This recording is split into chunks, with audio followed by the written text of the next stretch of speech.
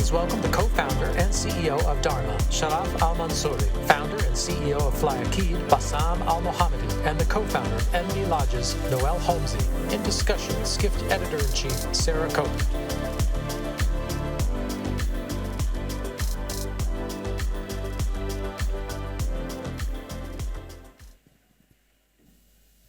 So we've got a panel full of founders up here, and I think it takes a special kind of crazy to be a founder, right? A special kind of leap of faith to go out on your own and forge something. This panel is all about what the founder's journey is like, what it takes. So I'm curious for all of you, what pushed you to go out and create your own company? Why don't we start here? You often hear founders, tell about their story by starting with a problem that they couldn't solve or they couldn't find a solution for, and they decided to create the solution themselves and then spread it to the world. And it really started with ENVI Lodges around 2020, 2021, when we realized that the travelers are looking for something really new. It was the beginning of this conversation where people were looking for experiential stays, immersed in nature. They wanted to go on retreats for holistic well-being, taking care of themselves, connecting with the local cultures. And it was difficult to find these experiences everywhere around the world, especially here in the Middle East where we are based.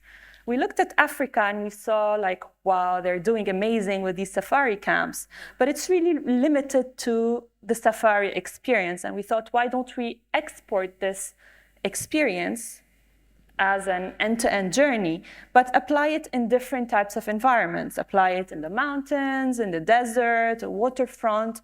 And this is what we did. But really the trigger for me to make the jump, it's not easy to, even if you have an idea, you have a good idea, it's to be part of something that's bigger than myself, something that can outlive me, to leave a legacy. Because when you build something for the industry and you leave a mark, you kind of have a bigger purpose. And I can tell you, you made a mistake by starting with me because I might not leave some time for the others. But one is having a bigger purpose when you're building something. Two is having a co-founder who's sitting here and taking a video. I often say that I wouldn't have done this alone. And three, seeing the investment community and the hospitality community really supporting you and telling you actually your idea has legs and you should go for it. And when people trust you with their money, then you cannot but trust yourself. Bassam, what about you? And tell us a little bit about your company as well. Yeah, absolutely. So basically, we're FlyAkeed. We're a corporate travel automation company. We help companies to automate their travel policies and enable their employees to use technology to book themselves business trips. We did not start this way. And this is the beauty of travel. It's a huge market where it's basically we always say if you hit a brick wall, you need to be in a big enough market so that you can pivot and you can switch to something else. The way we started FlyAkeed as a brand was known in Saudi for booking last minute seats. So when we started, I always travel for business. And whenever I don't find an availability, I ask my wife to help me to find an availability online. She'll keep checking. Better than you. Exactly. While I'm busy, and she's, a house builder, so she's basically have more time than me. And I felt that, when I'm traveling for business, there is no passion to find the availability, but we're traveling for family. Sorry. When traveling for family, well, I find the availability coming out, very soon. So I thought, okay, I have to be independent. We built FlyAkeed as a last-minute booking. But again, we started looking at the data. This attracted a lot of interest from consumer and leisure market, we thought, initially. Eventually, when we looked at our data, more than 180,000 users back in 2017, we found that most of them are business travelers. and they're using the platform that was built for consumers to help their companies. So we realized there is a gap, there is an untapped market in the corporate travel space. And based on that, we started to pivot, but it's like a complementing pivot. So we did not switch off our consumer business. We did not switch off our last minute business. However, our focus now is more into corporate. And we claim to have this B2B2C market space that we are discovering in the region. Was there a minute or a moment when you decided to quit your job and take all of your life savings and put it into this business? Yeah, of course. I've been an entrepreneur for more than 12 years now. Yeah. So I took only one formal job in my life. Then I lived in Canada for quite some time. And I learned a lot about how startup can be built. I remember the first person inspired me to start my business. We were in a casual setup, and everyone was introducing themselves. And it used to be back in 2010, people start your job, your education, your name, and that's it. He said, no, I don't want that. I want, what is your project? What value you're creating? So I said, what do you mean project? Do you mean school project? Or he said, no, project means startups, like Facebook at that time. So I learned that it's a thing way back in 2010. I never took a formal job afterwards. I started multiple companies. First, I started in advertisement, and now it's a group in Saudi working branding and advertising. And then I left that first startup, and I started building FlyAkeed, which is in travel. So it's been a long journey, but it's all in entrepreneurship. I guess to your first question, what pushed me to start? Both of my grandfathers were entrepreneurs. Both of my parents are entrepreneurs. So I guess you want to reproduce what you know to a certain degree. And I co-founded this business with my wife. My parents and her parents both started business together. So I guess subconsciously there's this need to reproduce what you know or what you look up to. There's also maybe some permission there too. Yeah. For sure. And then when that permission is then backed by investors, and when that permission is backed by early success or early traction, you kind of double down and keep going. So that I guess is what led me, I guess, subconsciously to go down this route. And then as to what we do at Dharma, we were speaking about it in the back end. I guess I'll start with the origin point, but started the business in London back in 2018. And originally it was quite a simple idea. It was just that if I'm a yoga teacher, by definition, I'm not a professional travel manager. So what if we created a service that helped yoga teachers make more money from their retreats by basically taking care of all the professional travel management side? So we'd approach some of the best yoga teachers in London and just say, hey, let us help you grow your retreat business. That was our value proposition. And it picked up really well and really quickly. Started getting referred to some meditation instructors, and then to some bigger fitness studios, Third Space out in London, and then Equinox out in New York, which is one of the big studios there. And I say we, but at the time it was literally it was just me out of my living room in London and signing the Equinoxes of this world. And so it felt like we were onto something. And then when we started having the bigger investor conversations, the question was always okay, well, you did 4 retreats your first year, you did 50 retreats your second year, about to do 200 retreats, but what does this look like at 10,000 retreats or 10,000 trips a year? And at the time I was like, what do you mean? I wouldn't even want a business that does 10,000 retreats. That's too scary. And eventually really when we ended up taking investor money and VC money, and I think that's also a conversation, because this is not the only way to finance a business, and definitely not necessarily a good way to finance a business depending on your business. So when we eventually ended up taking VC money, really the vision and the ambition became, well, actually, if you look at this travel as a service positioning, i.e. empowering non-travel professionals with large organic communities, like yoga teachers. Well, actually, whether I'm a yoga teacher, whether I'm a photographer, whether I'm a surfer, as long as I have an online community that follows me for my passion, that is a captive, organic community, I can monetize it via travel experiences. So what if Dharma was able to create that platform to enable anybody to create trips for their communities seamlessly? And so I guess that's where the VC vision came in. Anyway, I'll stop there, but that's the road here. So let's talk about financing, because that probably is that's the biggest question in startups, really. It's how you get going and how you try to, it's how you make everything happen. Is the goal always to get government funding here? Any of you? So the investment landscape here in this region has been so dynamic, and one big reason is what government is doing, for sure.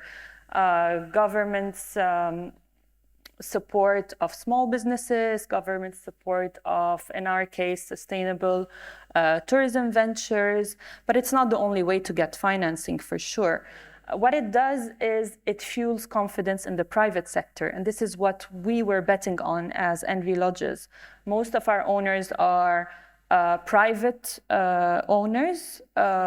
Some have taken money from the government, such as the Tourism Development Fund in Saudi, but also they feel confident to invest in these alternative types of projects. They feel confident to invest in this region, in their country, so it definitely helps. Add to that, the confidence that this region gave to the world. Now you see lots of companies and startups coming here to raise funds. They often approach us and tell us, can you introduce us to your contacts? So it definitely gives us confidence that we're in the right region. We started from the right place. As ENVI Lodges, we're a management company. Maybe I missed to mention that. We're a management company and a brand that operates luxury eco-lodges that are immersed in nature, often in remote destinations. And we raise funds for the management company. We don't invest in assets. We are asset light, but we do raise funds for the management company over different rounds, such as a startup. We've already done this twice, and we're in the middle of the third one. Most of our investors are high net worth individuals or family offices that want to be part of this outdoor hospitality space. They want to be part of the next big thing. They want to do good for the planet and for their people. So we're very aligned on this overarching vision, and this is how we attract those types of investors. How have both of you approached funding? For us, basically, we started with friends and family, of course, as many startups. We've been through some incubators and accelerator programs, but you wouldn't expect a big checks to be written from those programs. It's only when you reach the product market fit area where you started to get interest from venture capital. So basically, our approach was really, I would say, an investment. It's something new, product-led investment. So one of the customers that we were able to sign with was the Public Investment Fund back in 2022 in Saudi. And because of our operating model and business model and experience is different, so it caught their attention, even their investment team, and they basically decided to invest with us. That was literally the story behind it. This is how we got the government funding. However, it's all commercialized. I think also whatever the government is doing is very clear in terms of strategy, enabling the sector, whether through direct investment with startups or in co-matching and co-investing with the big funds that are available in the region. I think this is the second consecutive year for Saudi to have more than $1 billion invested in startups, especially in the technology space.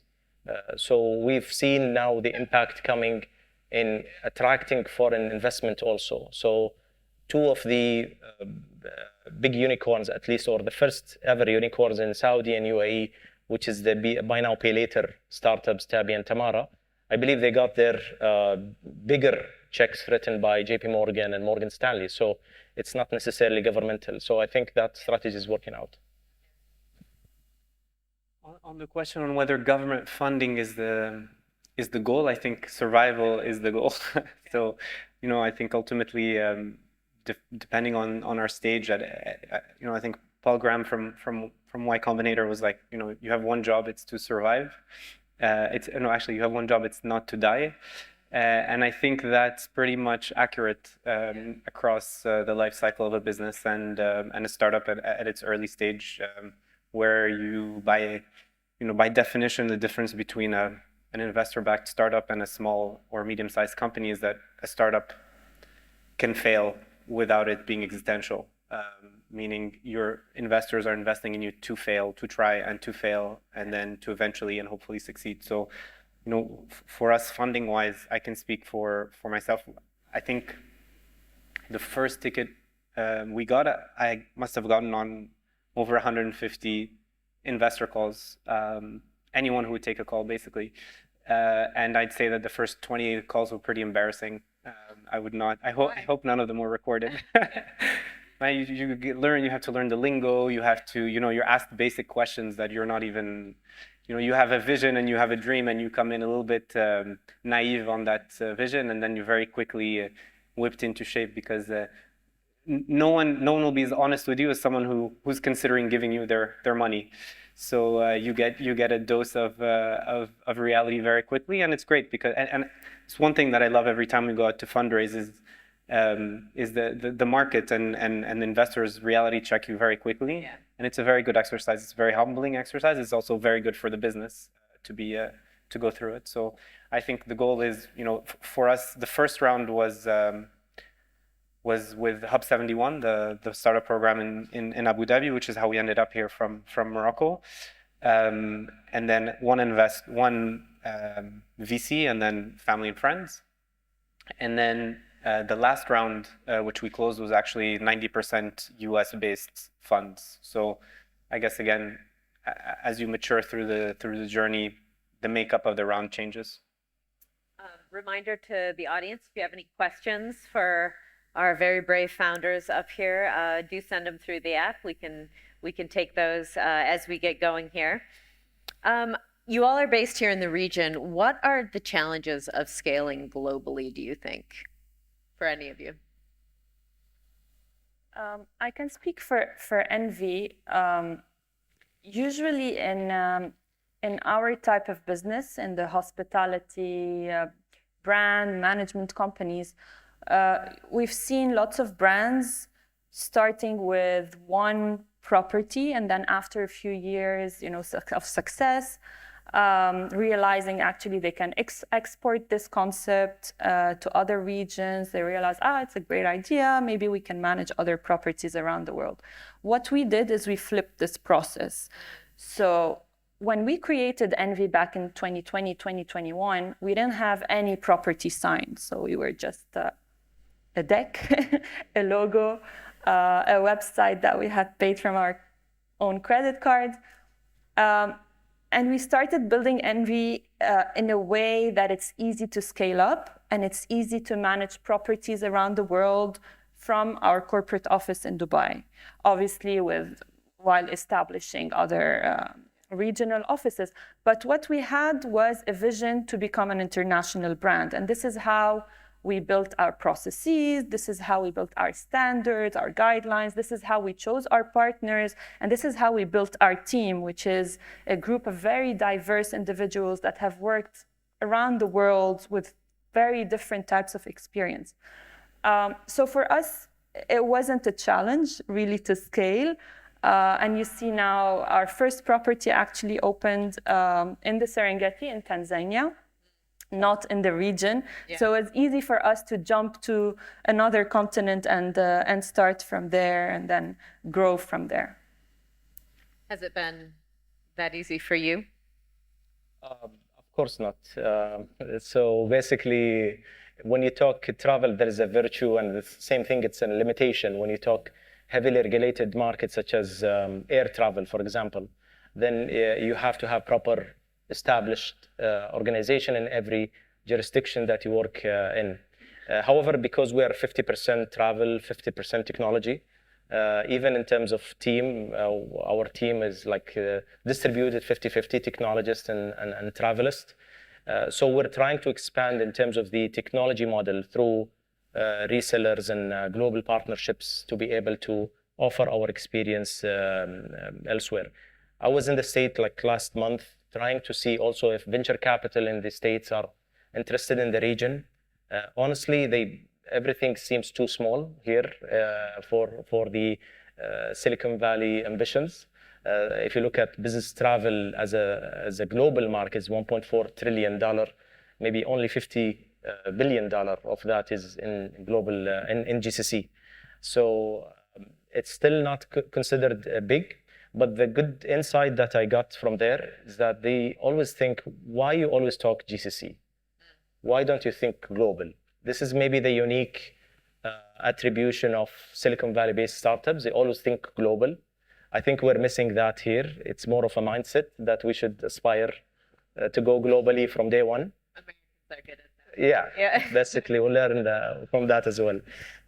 So basically, I think that's definitely it's a mindset, first of all. And secondly, I think you need to find the right business model to grow globally. In our technology case, it was easy to go through resellers. Yeah. But in terms of travel, it's going to be more challenging, of course. Yeah. So I have to ask, tell me about Emily in Paris, please. Yes, okay. When we started working with Equinox, we're like, okay, what if we pitched other big brands, and what if we pitched other big IP and content plays the opportunity to monetize their IP or their content via experiences? And at the time, my favorite show on Netflix is this show called Chef's Table, which is this food-based show. And one of my college friends was head of nonfiction Netflix at the time. So I messaged him and I was like, Alonso, do you think that Netflix would be interested in basically making Chef's Table episodes bookable? So you get to the end of the episode and you know you have watch next episode. Would you guys be willing to add a button there that says book this trip? I don't know if you've seen some of these episodes, but they're incredible. It's like an invitation to travel and experience. Anyway, he said no. And he's like, we optimize for eyeball time. We don't optimize that's why I don't have like a big merch store, etc. But he said, but there's this new show that's doing really well. And we have a good relationship with the producer, this guy called Darren Star. And why don't you pitch us what an experience for this show would be?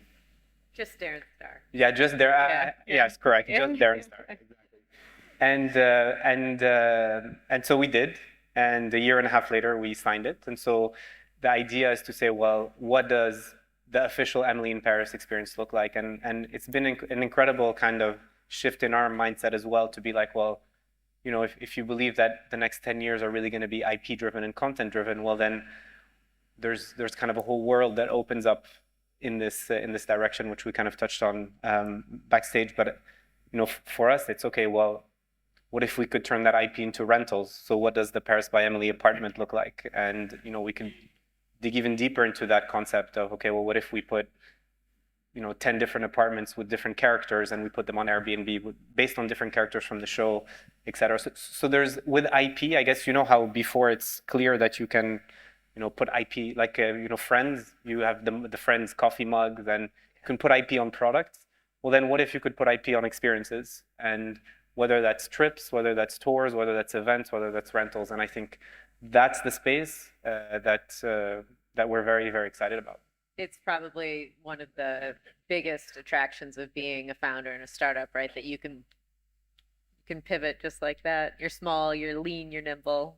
Yes, and just to link it to your question before, I think there are not many places outside of the UAE where you could kind of keep a straight face pitching a Netflix or Paramount a travel experience, not being US based. And so a lot of people were asking, 90% of our guests have been American. And our biggest inbound destinations are Costa Rica, Mexico, and US domestic. and we're based out here. And so people are like, wait, you're organizing a yoga retreat for a New York-based yoga teacher in Costa Rica, based out of Dubai and or Abu Dhabi? And we're like, yeah. And we're organizing hundreds of them. Yeah. And I think coming back to kind of challenges to scale, I actually think for the travel and hospitality industry, being based out of here is like, yeah, people are just like, yeah, okay, yeah, you're based in the UAE, that makes sense. Like you have global ambitions in the travel space, that makes sense. So I think it's actually a good thing to be out of here. What would your biggest piece of advice be to people who are aspiring founders out there, travel founders even? The founder's dilemma. Yeah.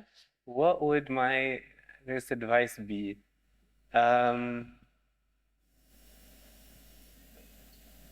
Do you guys have any? can start. Yes. Go for it. Help.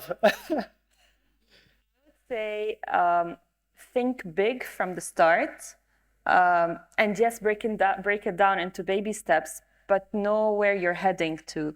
Have a long-term vision, and because at some point you're gonna be very occupied with firefighting, with operating, with day-to-day stuff. So always keep an eye on the big picture. And always have a list of, I'm giving really practical advice, have a list of projects that you want to do whenever you have time. So for example, for us, let's say summer season is a bit quiet, Ramadan is a bit quiet. Then we go over this list and we prioritize and we say, okay, let's work on this philosophy, let's say, let's work on our HR culture, this specific thing. Yeah. So keep a list of projects that you want to work on that form part of your overall vision, your overall philosophy, and tackle them one by one. Do you have any Yeah. wise words? Yeah, of course. Maybe I'll just add some context to it as well. Being in technology, of course, everyone sees the AI trend happening. Although I think we in travel are blessed in creating such amazing experiences like many startups do. I think it's still a huge market, even with AI coming to optimize it, but it's not, definitely can never replace it, even with all the virtual reality products going on. I think it's a beautiful space. I'm always been intrigued with problem solving, and I think travel is full of them. It's full of hassle to relocate, to move, like since the early ages. So being in that space is definitely a blessing, but you need to keep pivoting until you find the right product market fit. I think that's a key advice for anyone.